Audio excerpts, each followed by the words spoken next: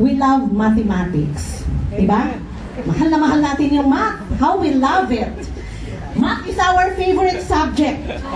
Pag tumingin tayo sa school curriculum, for a degree we want to take, we count the math subjects. Ilan ang math subjects niyan? Gusto ko marami. At pagka konti lang, ay, konti lang math. Napaka-konti. In fact, we want all of our subjects laden with mathematics. Totoo po ba? Diba? So I can see almost all of us laughing at the statement. Medyo absurd yung statement. Because the truth is, we hate it. We hate mathematics. Hindi tayo natutuwa dyan sa subject na yan.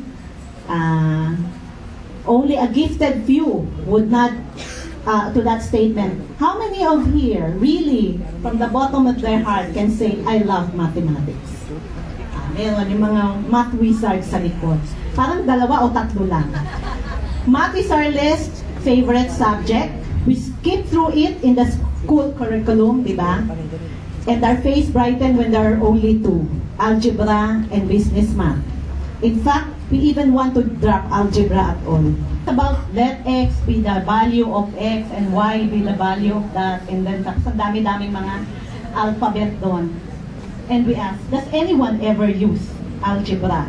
Pero sa totoo po, in reality, we cannot escape mathematics. Ay, ano pong nangyayari sa aking... We just do not recognize it, but we do. The moment we realize the value of money, we have been doing math already. Hindi lang natin napapansin, kaya mahalaga po yung mathematics, kaya mga estudyante, huwag nating katakutan yan. At alam nyo, in fact, it is an easy subject pala. I realized it. Depende lang talaga sa nagtuturo and aalisin natin yung ating mentality na mahirap ang mathematics. Let's have a change of paradigm shift na mathematics is difficult. It's really easy. Kasi mas structured pa nga siya. Mas mahirap pa ang philosophy, mahirap pang logic. Kasi we apply logic in mathematics. Mahirap pa yung mga ibang subjects kasi ang dami-daming sciences na dapat mo pang maraming point of views. But in mathematics, it is almost an exact science. So, madali po yun. Pag-aralan lang po natin, let's be the Chinese. Alam niyo po, sabi ko, uy, number 3 ang Philippines in Asia dun sa math wizard quiz na ginawa sa Indonesia. Number 3, tapos pagtingin ko po, mga Chinese ang representative. Of course, there are Filipino-Chinese. But what about the real Filipinos? We have to excel in this subject. Ewan ko po kung bakit ako nakarating doon. Basta po nung nag-preach si Pastor Marlon about count your blessings, bigla ko naisip, let's apply mathematics in our Christian life. That's why the title of our topic is Mathematics of Christianity. So nag-umpisa na tayo, bata pa lang, natuto na tayo magbilang ng nickel and dimes and quarters. Sa mga taga-Amerika po yun. Sa atin, tawag dong barya. We have earned during our first try in caroling, di ba? Mga bata. Lumisan po nag-caroling kami doon sa lugar nila, Daddy. May mga bata po kaming kasabay. Sabi niya, magkano nakinita niyo? Sabi sa amin. Sabi ko, 3,000. Ha? Totoo? Maniwala ako. Kay ikaw, magkano? 5 pesos. Yung mga bata, marunong na silang pumili. So, but what do really men want? Basahin po muna natin to because we all want to be blessed. That's why tuwang-tuwa tayo pag nagbabasa tayo ng mga preaching about receiving a rich heritage in Christ. For Abram was very rich in livestock, silver and gold. We want all of this. And so did Jabez. And this is why we have memorized this favorite verse that Jabez has prayed. In 1 Chronicles 4:10, now Jabez called on the God of Israel, saying, oh, that you would bless me indeed, and enlarge my border, and that your hand might be with me, and that you would keep me from harm, that it may not pain me. And God granted him what he requested. And how many of us have prayed this way? If we have not memorized this prayer of Jabez, at one point, and many, in fact, maybe every day of our lives, we're praying this prayer, right?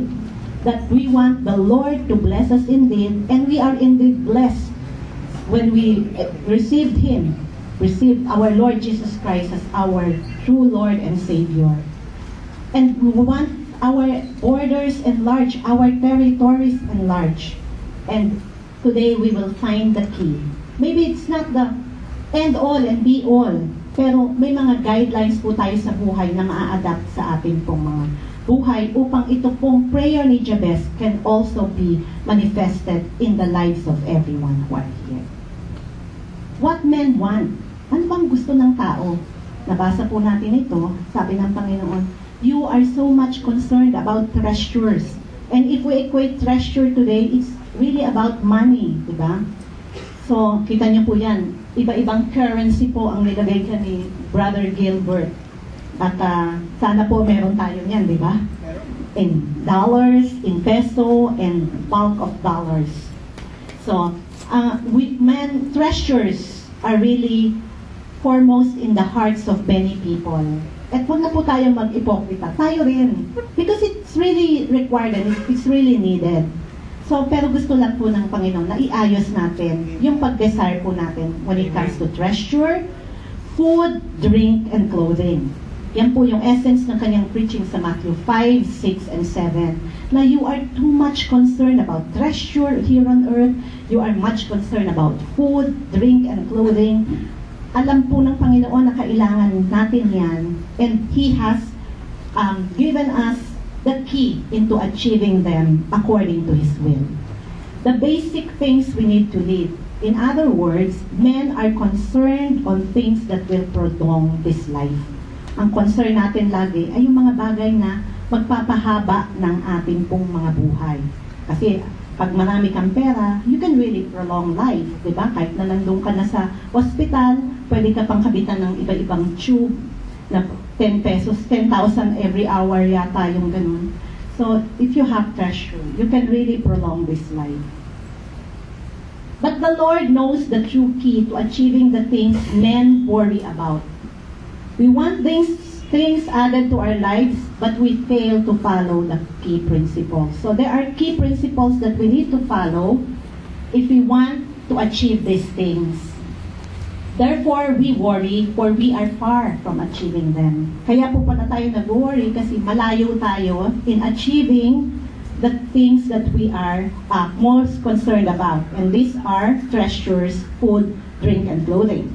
Sabi po sa Matthew 6:19 to 21, do not store up for yourselves treasures on earth, where moth and rust destroy. So what happens on treasures on earth? Moth, rust, and rot destroy. And where the thieves break in and steal. But store up for yourselves treasures in heaven, where neither moth nor rust destroys, and where thieves do not break in or steal.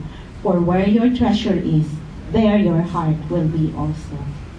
Meron na po ba dito nakapagsabi na nung siya ay pumanaw at nakabalik siya, nadala niya daw yung kanyang treasure doon sa kanyang libing? Wala po, di ba? Meron nga pong kwento ng isang mayaman na siya ay papanaw na at binigyan niya yung kanyang mga kaibigan ng $10,000.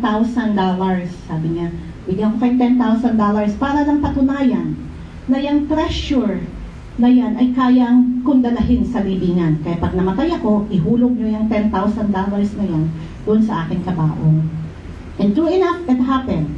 Nung siya'y namatay, naglapitan yung mga kaibigan nila at may mga hinulog naman. Tapos sinabi, uy, totoo pala na kayang dalahin ng tao. Tapos nag-usap-usap sila, nag-coffee-coffee sila. Sabing ganon, talaga bang hinulog mo yung 10,000? Ay, alam nyo, medyo nandaya ako kasi kailangan ng isang foundation doon. Kaya binawasan ko, $5,000 lang ang hinulog ko. Yung isa naman sabi niya, o ikaw, hinulog mo ba? Magkukumpisan din ako sa inyo. Kasi kailangan ng simbahan namin ng pagpagawa. $1,000 lang hinulog ko, yung 9,000 dinonate ko. Nagalit yung isa, ano ba naman kayo? Anong klase kayong kaibigan? Hindi kayo naging totoo sa promise natin sa kaibigan natin. Dapat, ikaw ba, hinulog mo yung buong 10,000? Oo, hinulog ko yung cheque. $10,000.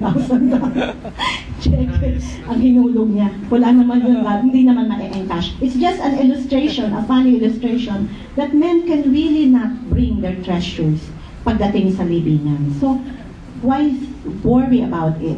we can only worry about that if gagamitin natin for a worthy cause. And what can be more worthy than propagating the work of God? Matthew 6:33 to 34, sabi ng Panginoon, "But seek first His kingdom and His righteousness, and all these things will be added to you. So do not worry about tomorrow, for tomorrow will care for itself. Each day has enough trouble of its own." So, totoo lang po, almost every day of our life, sumasagi po sa atin yung pag-aalala on all those things that we have mentioned: treasures, food, drink, and clothing. Minsan nga, kasasaing mo pa lang, isipin mo na yung isasaing mo sa susunod na minuto, sa susunod na oras, di ba?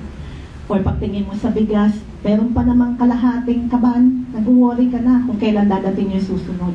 Yung po mga excessive worry, but it happens, right? Ang sabi po ng Panginoon, Matthew 6:33, let us all read together.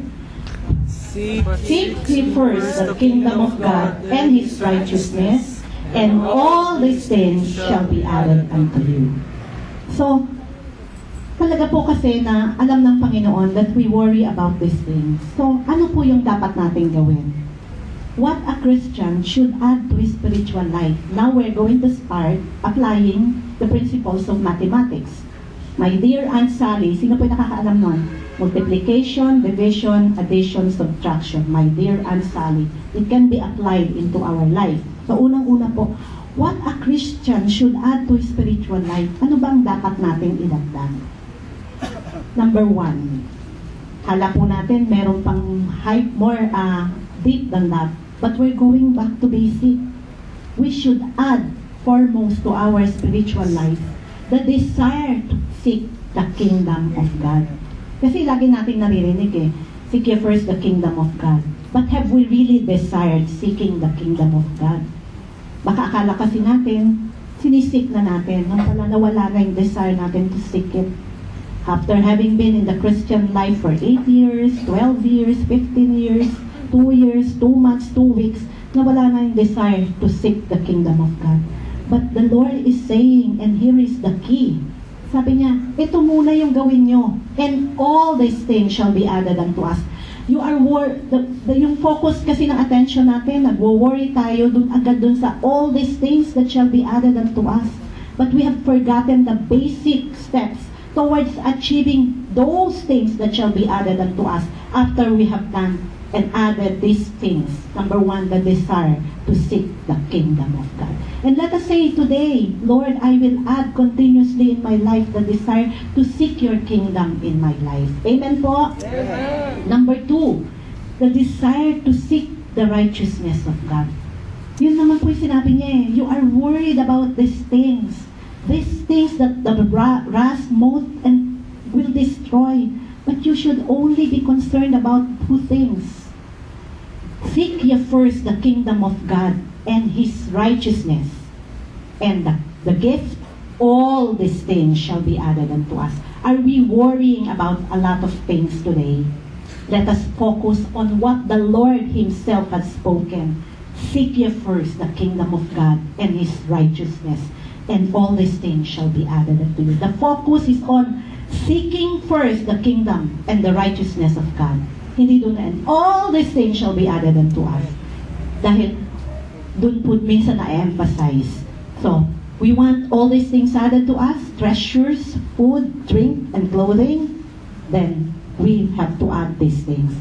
And the moment we put the kingdom of God in our lives, in His righteousness, the things that we worry about shall be added unto us. He only asked for 2 things, but He gives us more.